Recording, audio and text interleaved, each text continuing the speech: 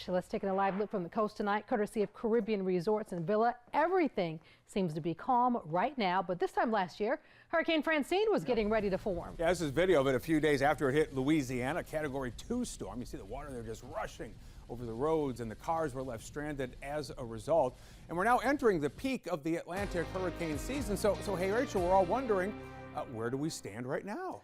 That's right. And, you know, fortunately, even despite us reaching here in the next couple of days, that climatological peak of hurricane season, all is quiet out in the Atlantic, which is saying a lot because earlier this weekend, there was an area being watched by the National Hurricane Center that had a high chance of tropical development.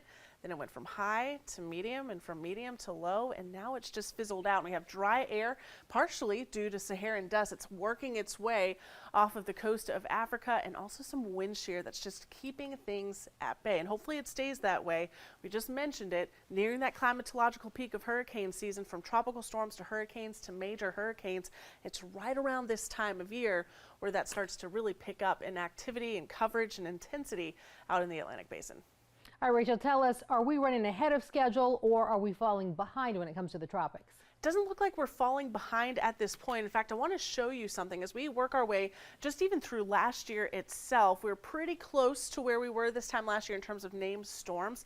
But watch what happens as we get towards the end of September, heading on into October and even on into November. I want to highlight this with this big circle here. There are 12 named storms after this point in the season. So this isn't necessarily a guarantee or an indicator that this is going to be changing going forward, or I should say that it's going to stay quiet going forward from here. In fact, looking ahead here, and this is out towards even next week and into the extended forecast period, there's a couple of areas that are just going to have to be watched for the potential of tropical development, and could even look out towards the week 3 outlook.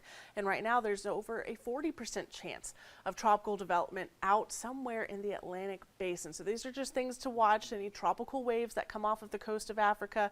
It's that time of year. The warm waters are certainly in place. So will we see that dry air, that wind shear continue? Time will tell, and we're just going to continue to keep you posted here. Those are indicators of what could come. As a matter of fact, wasn't it last week we had like a 70% chance? We were kind of expecting a storm to form, and it didn't. Exactly.